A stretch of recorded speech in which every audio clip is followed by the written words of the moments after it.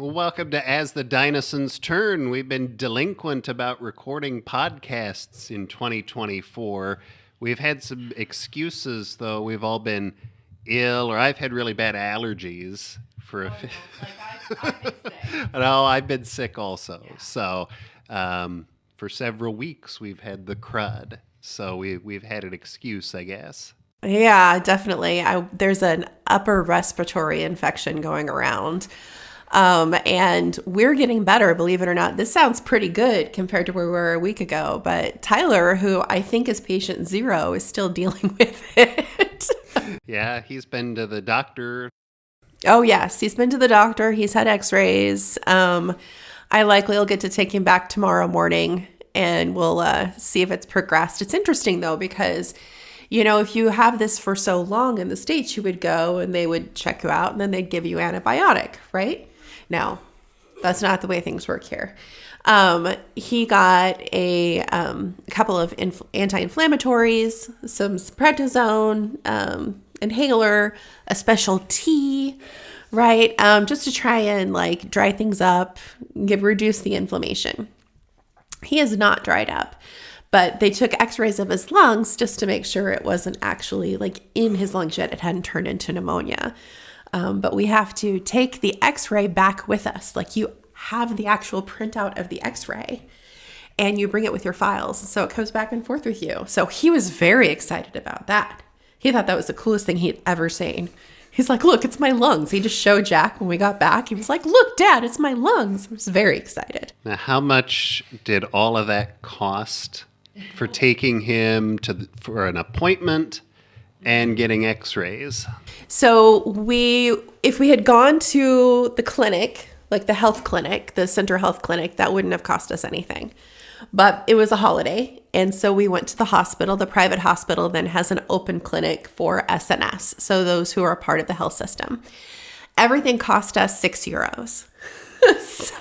And then we went and got all of our stuff, and everything there also cost about €6. So for about €12, about $15, we had everything that we needed, and it was a good 30, 45-minute appointment. I mean, it was pretty nice. You wait a long time because everybody gets their time, but that was part of it. If we had gone on a day when the health clinic was open and there weren't any appointments available, then we would have had a $30 fee. So it would have been $30 instead, or plus the x-ray would have been $2. So $32 instead of $6. But I'm thinking about when we first moved here, even when we weren't in the system, we were supposed to be, but we weren't, and that took forever to get it right. But I had to have the scope done, which I did in the U.S. also. Every 2 or 3 years, I have to have a scope done because of family history of some stuff. And, in the U.S., it's you schedule that months and months in advance. And you go and you do it, and we had a $2,500 deductible. It was always more than the $2,500 deductible for getting my scope. Here, we weren't even in the system.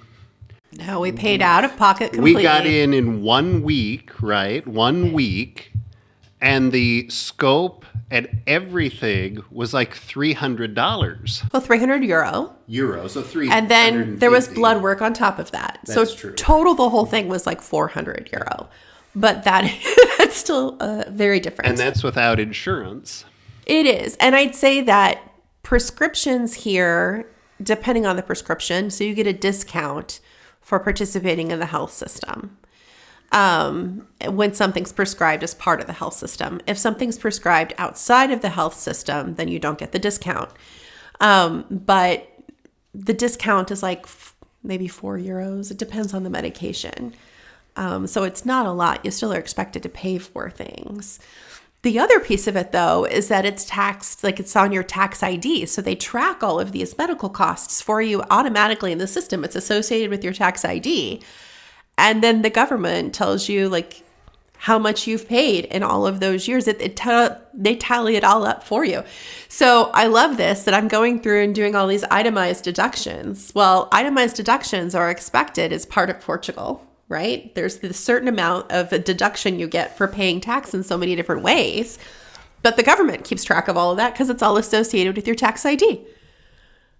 Right? It's like completely different. I was like, oh my goodness, I didn't have to have a spreadsheet. And then also, if you have a receipt that's not tied into the system, you can upload it yourself. Just like people can upload their receipts into our system, but it's the federal government system. It's mind-blowing, right? So it's like all tracked. So we know exactly what it is and how much it costs and all of those things.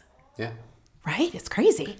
But, well, I suppose I shouldn't say this, but I will. In America, you have the illusion of freedom that you could choose not to pay for health insurance or choose not to go to the doctor or whatever. But, I think sometimes maybe the setup, Portugal isn't perfect, but some things are not so bad. I would say that, yes, of course, we're paying taxes. I mean, we pay taxes in order to help pay for these things. But that's actually, I'm going to be honest, I'm looking at the taxes that a lot of our clients are paying, and they're not going to pay more taxes here than they pay in the United States. People in the United States, everybody, I think regardless of your political affiliation, everybody complains about their taxes in the U.S., but you have no idea how lucky you really are when the vast majority of average people are either in the 12%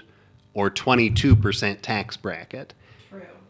But then you also have to remember, like with us, at your job that was providing your health insurance, the premiums for a family of four were $24,000 a year. Combined, yeah. Total. That we didn't pay all of that. They paid, your employer paid 2/3 of it, but yet in a way, theoretically, that reduced your wages by $16,000 or something because of the health insurance cost. So it's like, your tax rate is low.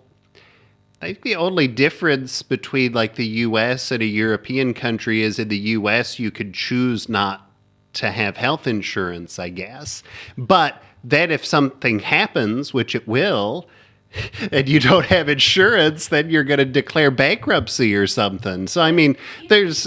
Even when you have insurance, that's an astronomical sum of money. Yeah. Like if you told a Portuguese person, okay, great, well, with your insurance, that's going to be 2,500 euro, they'd have a coronary. Mm-hmm. And of course, the wages here are much lower, of course. And I think that that's something for us to keep in mind. And the tax rate is higher, but then you literally go to the doctor whenever you just don't feel well. Mm-hmm. And that actually was something that was very different and we're still adjusting with, right? So I don't feel well. I'm like, oh, it'll pass in a couple of days. No big deal. I'll just rest. Well, you have to have an excuse for when you're not at school. You can't just not go to school, right? And your parent calling and saying, oh, they're not going to be there today because they're sick. That's not a valid excuse. Like you have to have a documented reason. So you have to go to the pharmacist. The pharmacist has to tell you if you can't get into the doctor, here's what you're going to do. You have to actually see somebody and they give you an excuse. You go to the hospital, you have an excuse, right? Like those types of things. You go to the clinic, you have an excuse. You go to the dentist, you have some type of a valid reason, but you have to have a note. And I remember being a professor and there was a time where you're like, oh, well, we need a doctor's note to excuse you from class, right? And then it's like, oh, please, nobody can afford to go to the doctor. We're not going to do that. And doctors don't want to write notes. Like, what is this? But that's really a thing here. Mm-hmm. And I think, though, that it's definitely a shift in mindset. It's like, okay, a child's responsibility is to be a student. That is their full-time job. If they're going to miss their job, not only does it have to be justified, but it has to be documented as the reasons why they missed. And that documentation goes into a national system. So it's not just like, okay, teacher's got a file folder. It goes into a national system. And if your child misses so many days of school that are like unexcused, they just disappear, you're fined. I'm like, wow, it's completely different. And so I was like, okay, like the whole community is just supporting each other to say, okay, and I know it sounds like Big Brother in a lot of cases, but I would say that it's a different system. It takes some time to get used to. there are still things that boggle my mind. I'm like, no way. Like, no, that's not a real thing. And it turns out, oh yeah, that's a real thing. It's like, what? There's a national system? Are you kidding me? No, we all have it. We all have our logins and those things. It's like, okay then. But I also would say that it helps with funding, and they also have a lower rate of people dropping out of the education system. And I think it's because of the fees. Right? It's because of all of that. I think that, when you have a little bit of money, you don't want to give it to be like, oh, well, you didn't go to school today. And so there you go. There's your fee. I mean, I'm just amazed. It's like, okay. And I don't think it's like a large fee, but it's still enough that you're like, no, I don't want to pay you. And of course, the Portuguese are like, oh, everything's taxed. Everything's so expensive. Everything is this. And they're right. It is taxed, and that's part of the reason why things are a little bit more expensive here and there. But then there are other things that are not even close to as expensive. Like when we talked about the healthcare piece, or we talk about utilities. Mm-hmm. Utilities, I'm sorry, paying for electric and water and gas in the United States compared to in Portugal. Yeah, I'd say Portugal is definitely cheaper. When it comes to utilities. And when I'm talking about like an electric bill, let's say in January, our electric bill for the apartment was like 15 euros, right? And of course, this is the time of year where you don't use a lot of electric, right? Because you need heat, you need gas. And so the electric bill or the gas bill for January was like 35 euro. Our water bill, because there's a lot of us, was like 75 euro, but you add all of that up. And then I look at some of the utilities we were paying in the States, and I'm like, well, we were paying like 300, 400 a month sometimes in utilities, depending on the time of year. And so I think it just kind of averages and blends out in some respects. So, and of course, I know that some of this is like controlled by the government of how much they can actually charge and all of those things. But it's also because wage limits, like what the wages are kind of controlled there too. There's a minimum, and a lot of people make right around that. So it's not like there's money going everywhere. I don't know. It's really interesting to sit back and look at it all now, though, and after a year almost, and say, okay, so where are we spending our money more? And like gasoline, way more expensive, right? So having a car is definitely a privilege. Car insurance is about equal. Car payments, less, but also over 10 years, so you wind up paying more. Yeah, well, I mean, cars, I wanted to just buy an old beater car. And you can't, in the United States, you could buy an old rust bucket. Or like I went and bought an old pickup truck for $5,000. Maybe you could do that from a local Portuguese person on like Facebook Marketplace. Right. But really, there's not the corner, used car lot with someone who's going to sell you an old car for a few $1,000s. I mean, there are the corner lots, but the cars are minimum 10,000, and really it's more like 15 to 20. Ours were more like 15 to 20 that we bought. I'd say it's definitely like the lowest you're going to get is 10. And that's because of the environmental impact. And so it has to pass. And of course, like we can talk about from the state of Iowa, we didn't have to pass an inspection in our car every month. There are states that you have to do that, right? I mean, so it depends on where you're from. But there are certain guidelines that a car has to be taken off the road after it does a certain amount. And so people get around this. You'll see people on like really old motorcycles. So motorcycles are not monitored in the same way. They'll have their windscreen, right? And then they've got like this big old coat basically in the front of them. They've got their helmet on, and they've got this motorcycle that goes maybe 20 kilometers an hour. Like it's really, really slow, but it gets them from point A to point B, and they're fine with that. But when it comes to cars, like there's also the idea of buying something that's of quality that you pay for a long time, that's going to last and meets the requirements. And then it's an investment and you don't have to do it again. And so there's not an idea that you're going to be putting a ton of maintenance into your car or those types of things either. Like that's all kind of included into pieces. So it's a different approach. I don't know. But you're right. You can't just find, like, you can, but they're going to be a lot of fees and things that go along with a cheaper car that then ends up costing about $10,000. Like, that was our experience where we are. I think it really depends on where you are in Portugal. Well, you had said before people around here drive nicer cars than like in Lisbon. Oh my goodness. Yeah. So I would say that the South is very different than the north of the country. But here people are always like, there's the BMW, there's the Audi, here's a Porsche, here's a Lamborghini. I'm like, I don't even know what to think. You know, like I've seen cars here that I've never seen in person. Like before, I'm like, wow, I've always seen them on TV, or like you see them randomly when you go to a really expensive city. So it's like where people put their money. Mm-hmm. And of course, the car loan is over 10 years instead of 5. So you can buy a more expensive car. Well, yeah, the car loans are over 10 years. Home mortgages are over still 30 years, right?